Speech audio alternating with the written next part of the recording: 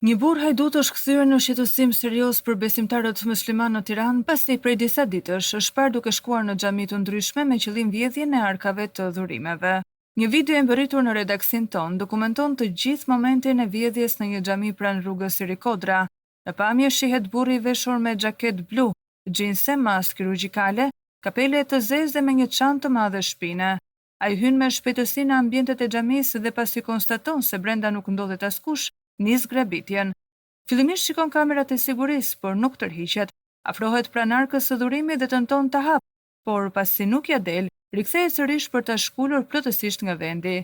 Në pak sekonda, ai e fut arkën në një thes dhe largohet me shpejtësi nga vendi i ngjarjes. Qytetari që ka denoncuar rastin ka mbetur i tronditur nga ngjarja dhe bën thirrje për kthimin e parave, duke paralajmëruar autorin për pasoja nëse nuk i dorëzon brenda 24 orëve. No comment. Vidhet edhe xhamia, nuk di ç'të them.